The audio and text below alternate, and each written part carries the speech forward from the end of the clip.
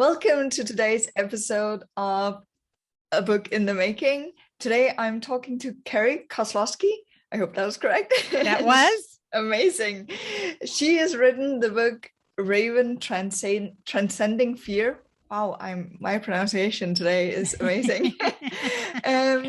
And we're going to be talking about her book, her reason for her story, her reasons for writing the book, and marketing of it, what she's done, what she hasn't done, stuff like that. So let's jump right in. Welcome, Terri. Thank you very much, Diane, for having me.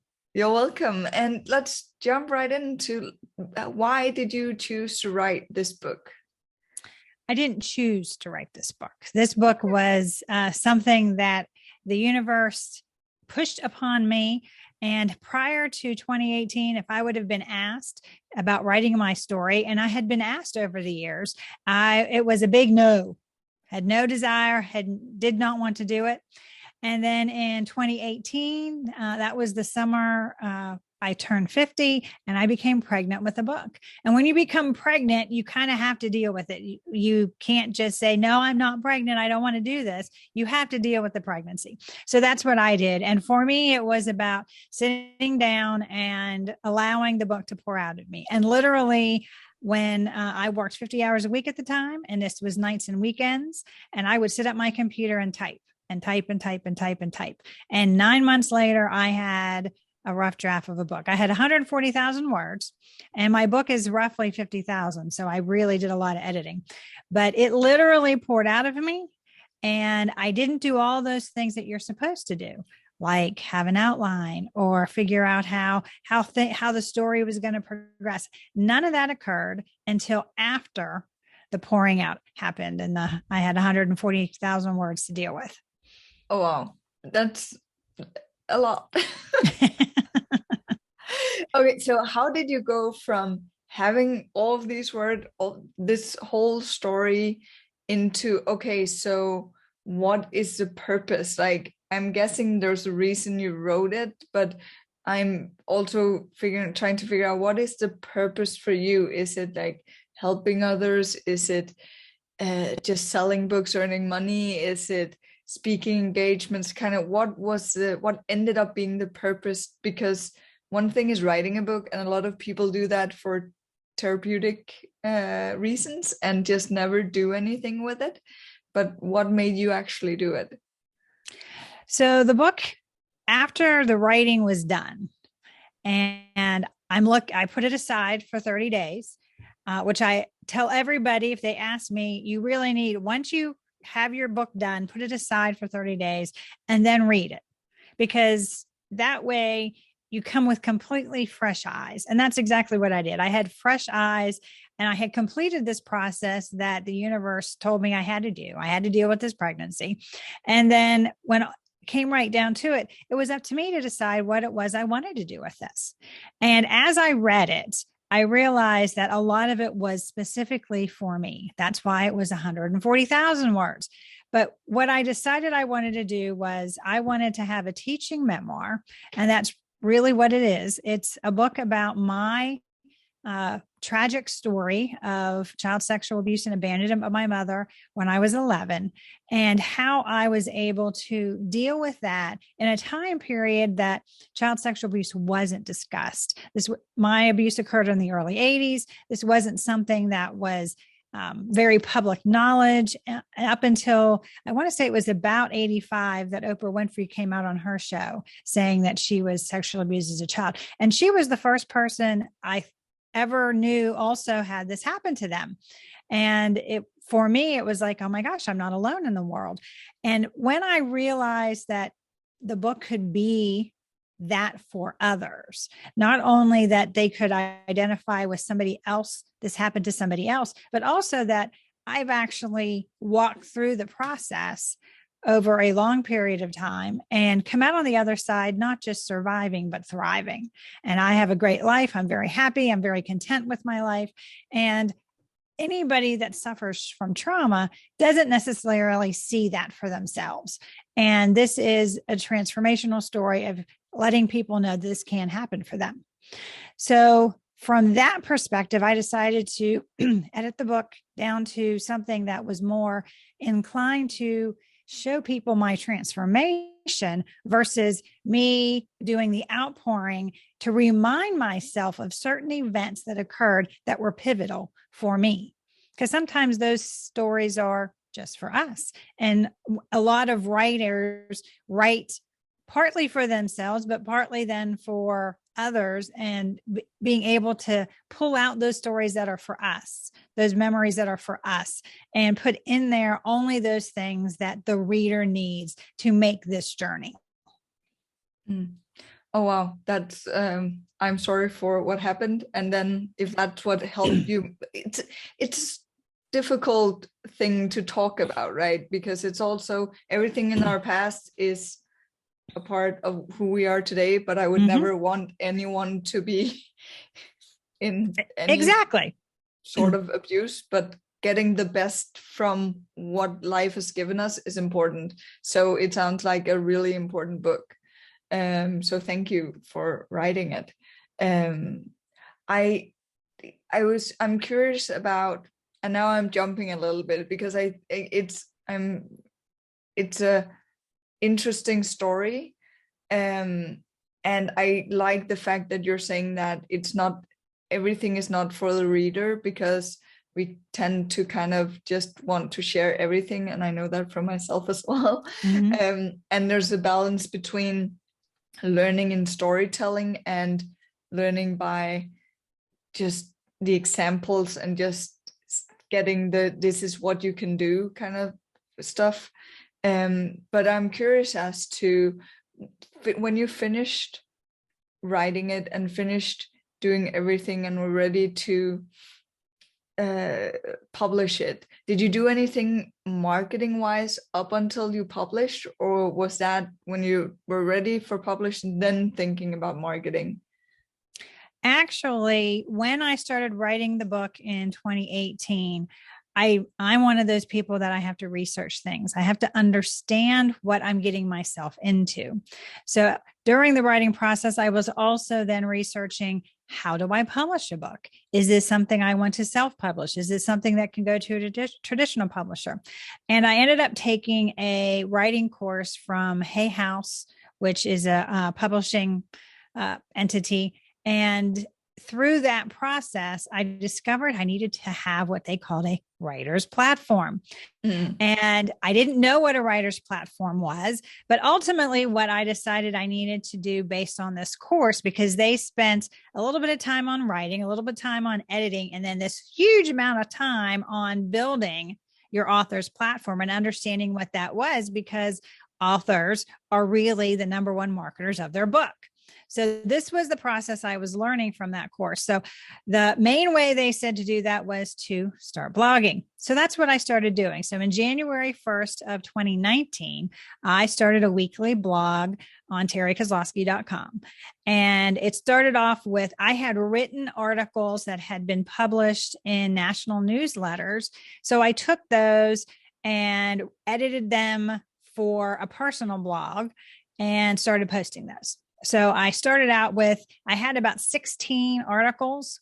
So I was just editing those. And then I, at that point, the book was officially done as far as that first draft was concerned. And I started then writing weekly. So I've been writing a blog article every week since January 1st of 2019. And so that's part of where my second book is coming from, is that part of that journey. But for me, that's what started it. And then the book turned into, doing the book proposal and deciding how I wanted to get that book published. But so I started the blog, and from the blog, I was taking quotes from the articles and I was posting it on social media, so that I was taking my one piece of content and creating multiple pieces to put on the internet to help drive traffic and build my authority of who I was going to be when this book came out. Did you start a newsletter, or did you have a Facebook group, or how did you kind of make sure that your audience would then come back to your blog and in time your book? I didn't do a Facebook group. I created a Facebook page that was the author page.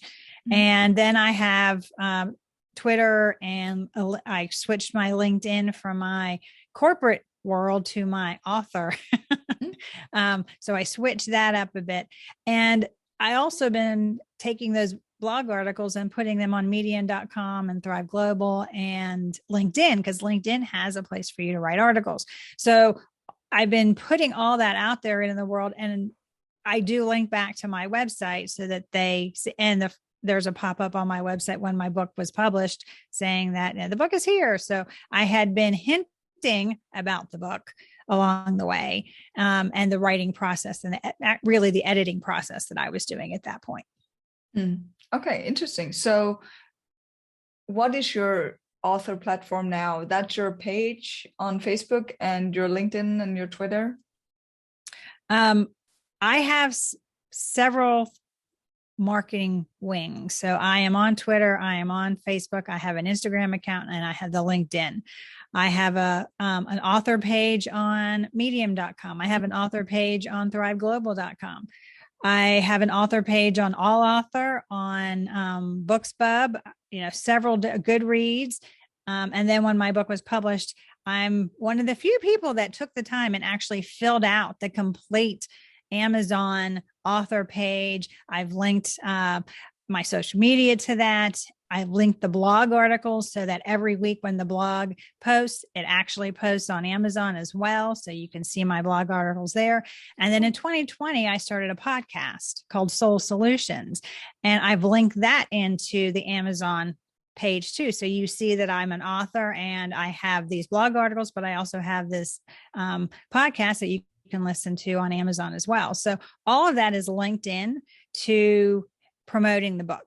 And it all was to promote the book, as well as the coaching aspect I now do for clients. Amazing. I think it sounds really good that you're doing all of that, and like doing the whole, like using the tools you have available through those platforms. I think that's amazing. You chose to not self-publish. You chose to go with a publisher. What made you go that route as opposed to self-publishing? So I am a high performer, and Brendon Burchard has his high performance habits, and I was part of a test audience for that. And I scored really, really high before I read the book, and my score went up from reading the book, but I was already a high performer. So for me, I learned when I decided I needed to have an author's platform, I needed to build a website. I learned how to build a website, and I maintain my own website. So I do a lot on my own. I learned things. I took a copywriting course, so I knew how to write marketing copy correctly. I took a podcast course before I launched my podcast. So I learn all the time to help promote that.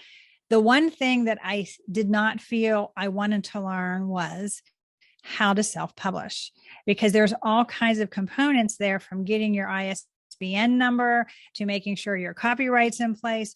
All of those things was not something I wanted to learn how to do.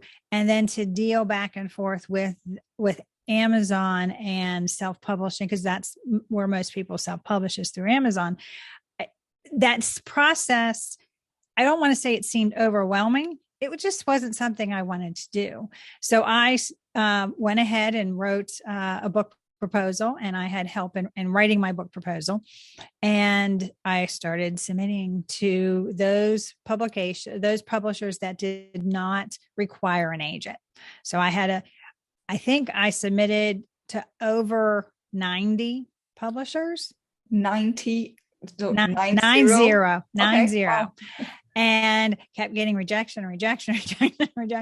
And then in the fall of 2020, October 2020, a small press publisher called Higher Ground Books and Media reached out to me saying that they would like to publish my book. So I was thrilled, because it was a small press. It was a traditional contract. And she, my publisher did everything. I didn't have to do anything except, proof when she gave me the proof of the book to go through that, approve cover design, that kind of stuff. So, and I submitted a cover design. She modified it, but it's pretty much essence what I wanted for the book cover. So she worked with me on what it was my creative objectives were. And at the same time, did all those things I didn't want to do. Amazing. That's really nice. So did you pay for this, or was Nope. And no, okay. And I'm kind of curious towards the model for that as well, because I know that's not really a marketing thing, but that's one of the things that when I did my book, I self-published, because all I heard from people were like, if you do choose a publisher in Denmark, at least, you only get like 15% of whatever per sold book. And I was kind of like, I don't feel like doing all of that work for that small of a margin on my book. I have to say it's been expensive to actually do the book, but I'm happy that I did it. So I'm kind of curious if that's the same or how it works out for you. Okay. So I had no out-of-pocket expenses for publishing my book. Now, I paid for editing that had nothing to do with the publisher, because I'm one of those people that when I submit something, it is as done as I can make it. And there were very, very few edits that she wanted for it. And she added some things at the beginning of each chapter. She wanted to give the chapters more of a title in it for each chapter. But other than that, what I submitted is pretty much what was published. So I had gone through 3 editing processes by the time I submitted the book to her. So it's a straight split, and I have a very large portion of that split. Okay. Versus I wouldn't have done it for 15%. Exactly. Okay. I wouldn't have done it for 25%. So I have over 50% in what I'm getting. For me, I thought it was very fair. She does the submittal to Amazon. She does the ebook formatting and all of that. She did the ISND number. She did all copyright. She did all of that I didn't have to do. Okay. And she helps promote the book, but because it's a small press, she's not out there advertising, because she doesn't have the budget to advertise, because I paid nothing to get the book published. Oh, that makes sense. Okay. So and a lot of what they call hybrid publishers, because I looked at hybrid publishing, and a lot of hybrid publishers, you pay $1,700, you pay $2,500, and they do all that work and they publish, and you get a smaller percentage because now they want to go ahead and get some of that profit back, despite the fact that you've already paid an X amount of money towards the publishing. And I know self-publishing, you still have to pay. You have to pay to upload to Amazon. You have to pay for getting your copyright and your numbers and all of that. And I didn't have to pay for any of that. Amazing. That's really cool. I haven't heard of that before, so I need to look into that. Okay, so jumping towards your release of the book. So what did you do marketing wise? Did you do anything special marketing wise towards the release date? Did you have a launch tour or launch anything? What did you do?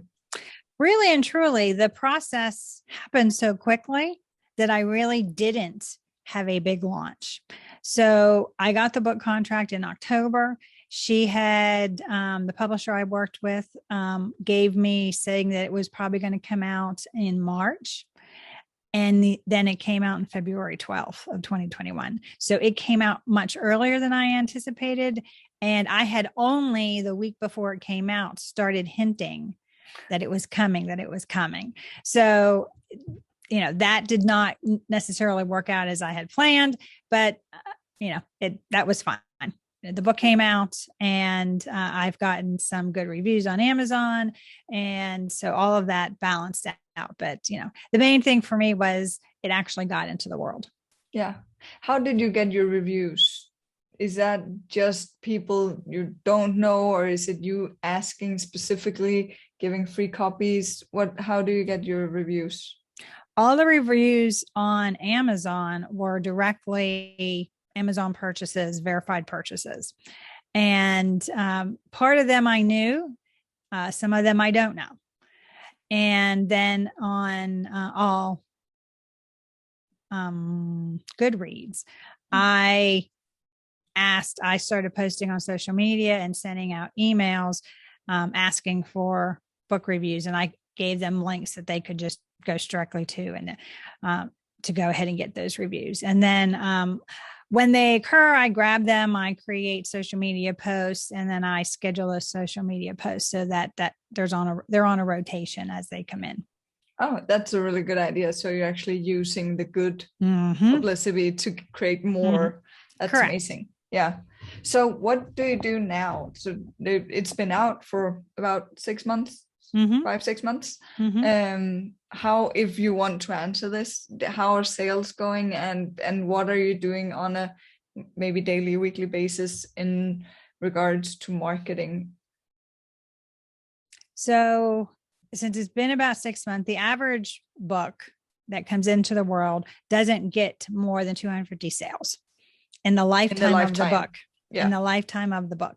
And I'm already close to this 250 sale mark. Okay. Amazing. So that I'm pushing, because I am promoting it. So since the book came out, I have been on, this should be my 50th recording of podcasts.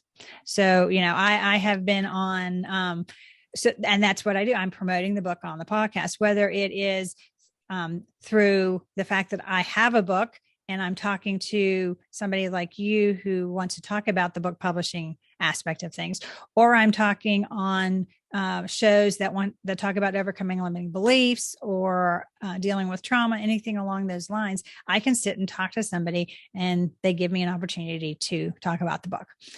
The other aspect of that is I have my own podcast.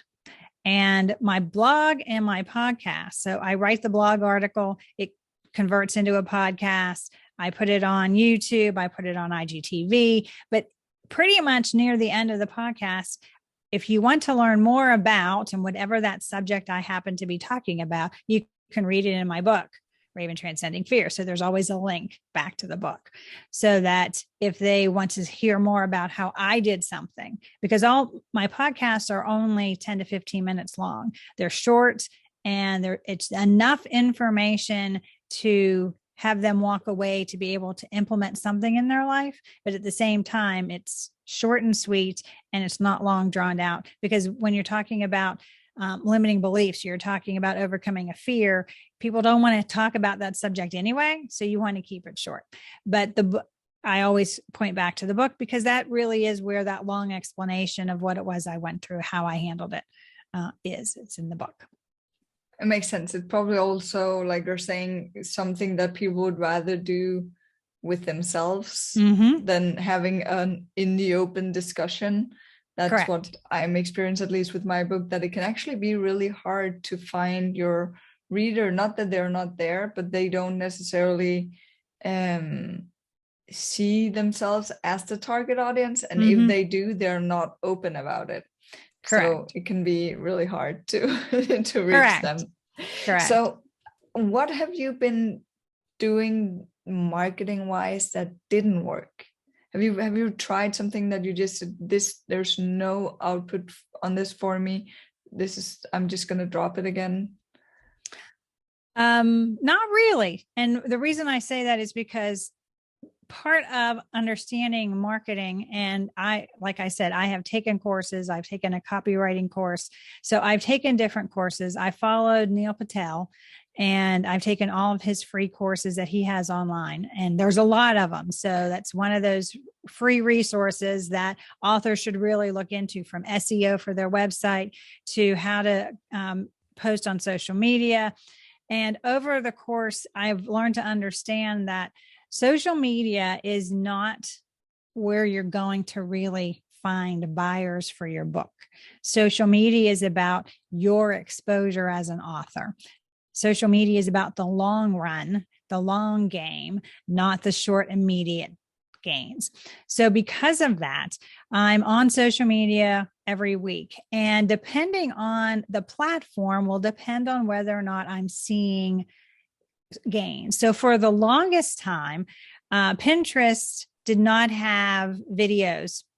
And then last year they had videos for the first time. And me posting my audiograms from my website, I was getting 30,000 impressions on one audiogram. Oh. And then they changed their algorithm. And this is why you have to be careful with social media. You have to understand that it is a business for them. They're not there to help you promote your business or your brand. So they changed their algorithm, and everything that you were doing that was working now no longer works. So because of that, I have switched to understanding that it's a long game and I'm not looking for those immediate things. Now, if I have an event, like I did a book signing yesterday, and I went ahead and posted on social media, especially the local. And, that was a beneficial thing for me to do from that end of things. So you really have to understand what that social media group is for.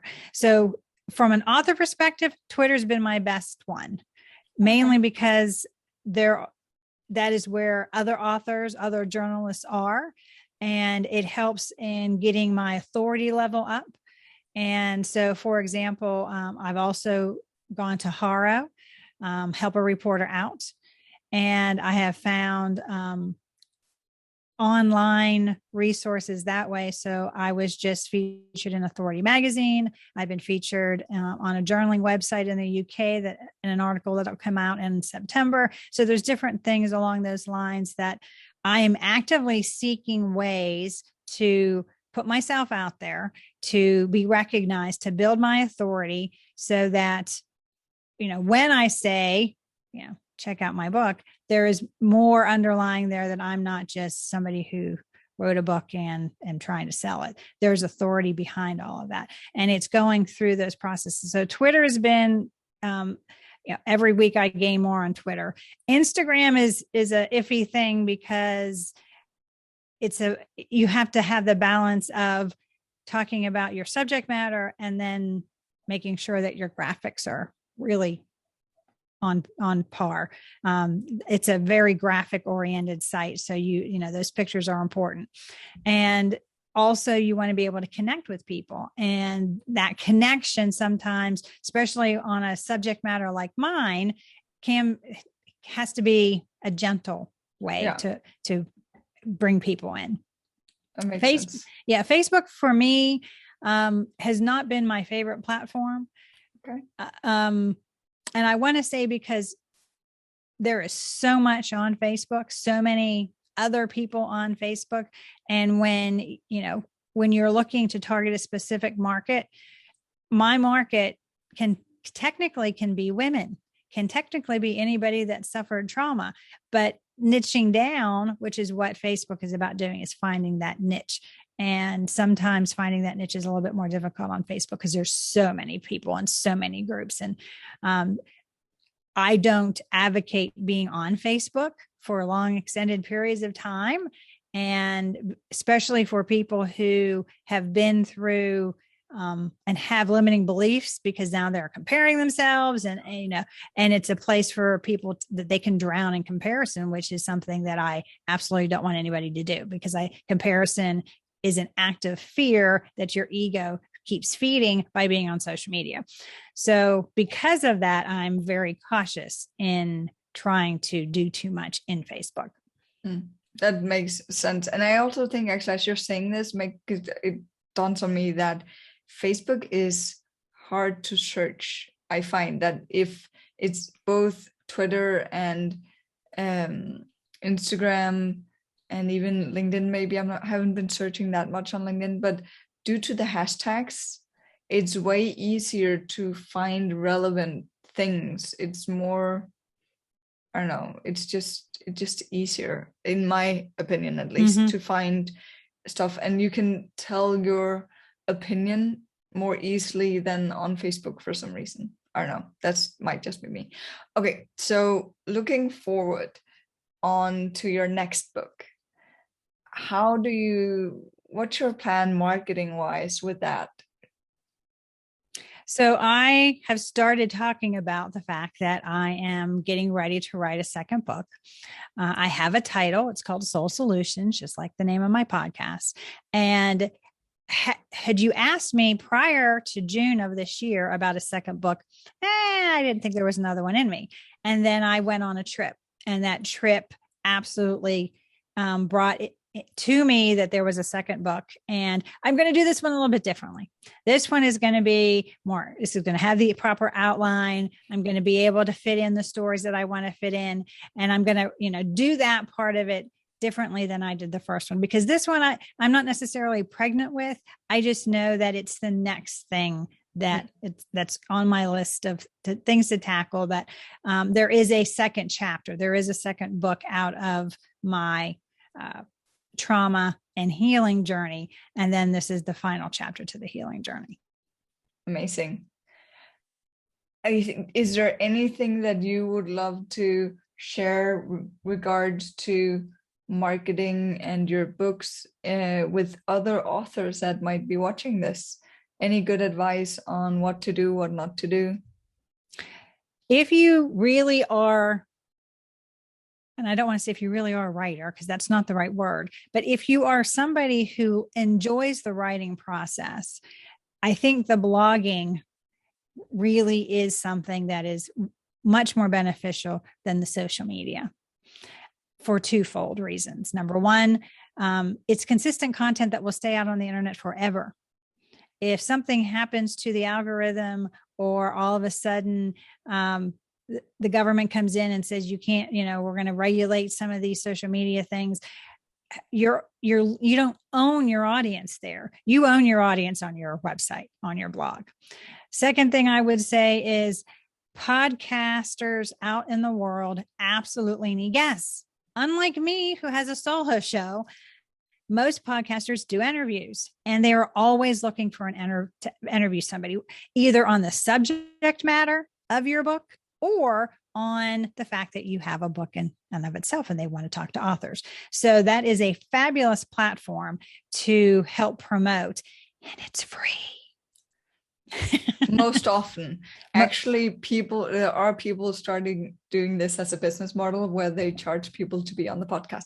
Be aware of those, because there's so many free options that, I just want to say that, and that's actually how I found Terri and the other people that I'm starting to interview now for this YouTube channel is through a Facebook group about, I don't remember what it's called, to be honest, but it's all about finding people to participate. So if you want to be joining in interviews and stuff like that, which is a really good idea, then go and find those groups. But search for podcast guests, I guess, on Facebook, or I can link the group in the description of the video, because it's a great way to get your thoughts and ideas and stuff out there for people to hear. And it might not sell a lot of books here now, but it shares your thoughts, your ideas, gets people to know who you are, gets followers and stuff like that. So it's a really amazing way to get people to get eyes on you, actually. Right. And those are the two least, the podcasting, guesting is free.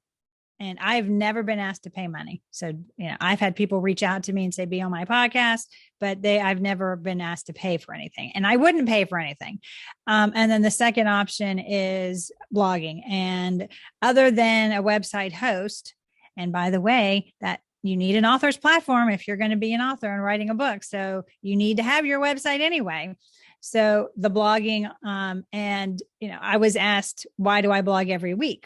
The reason I blog every week is from an SEO perspective, and Google likes seeing new content on my website weekly. And, that's been so based on research I did, that's what I started doing.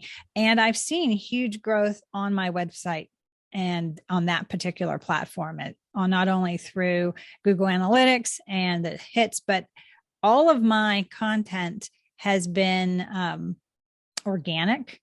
I've paid twice for things. One, when I announced my book was published, I did pay for ads for that. But other than that, everything else has been organic. And that is so that people understand they can do this on a shoestring budget, because that's exactly what I did. And organic traffic is better than paid traffic from Google Analytics perspective. So all of that works out very well for people. But I think the podcast guesting for me, the other aspect that people don't realize is with this YouTube, I will now have 50 places that the link to my book is in that had nothing to do with me. And it's not my audience that is seeing that link. It is Diane's audience that's seeing that link. So there's 50 other shows out there that have my link to my book in their podcast show notes. And those things are evergreen, because if they decide that, oh, I like this show with Diane, I'm going to go back and watch her other shows. It's always on the internet. Those podcasts are always out there. So people can listen to them and find out about you forever. So it's a much better platform than something like Facebook or something like social media, because it gets buried in all of that, where this is evergreen content. Yeah. And even not even 50, but because you get me on YouTube, then you get to be on my website, then I'm going to share it on Instagram, then I'm going to share it on maybe Twitter, and I haven't really figured that out yet. but you're getting a lot of exposure for each time, and then you also shared yourself, so you're getting even more people to see your product again and again and again. So it's a really good way to do it. Also, guest blogging could be a way to find other bloggers within the same area and write posts on their sites. And like you're saying, also Medium and other places that you can blog is an amazing idea. I would also advocate for, and this is really stupid, I haven't done it yet myself because I don't have my freebie up yet, but to do a Facebook, or not a Facebook, an email list, because like you own your blog, also owning your own list that you can send out to is an amazing valuable thing for people to have, for authors to have, because then you have a direct communication channel with your potential readers. And I do have an email list. And so when the book prior to the book coming out, I did have a freebie. It's called Blueprint to Overcoming Fear. And it's the 6 steps that I outline in the book, much shorter. So it's a mini ebook that people could get. And that was one of the ways I was collecting email address. I'm getting ready to launch a course called The Guide to Setting Personal Boundaries to Keep Other People's Drama Out of Your Life on mastermind.com. And I have a freebie for that, so that I'm gathering email addresses for that as well. So those are absolutely fabulous ways to gather those emails and have that list, because ultimately if social media goes away tomorrow, you've lost all that contact, versus my email list is mine. Exactly. And then when you publish your second book, you have a great way to just let people know and get your street team ready and all of that. Make a great launch plan. Amazing. Terri, if people want to follow you, where would the main place to do that? I'm going to link everything in the show notes as well, or below the video as well. But where would the main way to find you be? The main way to find me is terrikozlowski.com. And from there, you can go to my podcast, soulsolutionspodcast.com, or you can go to raventranscendingfear.com for the book, which is also available on Amazon. Amazing. Thank you so much for sharing your journey and your tips on marketing and what you've been doing. It's been amazing. So thank you for joining me today. Thank you for having me, Diane. It's been a pleasure.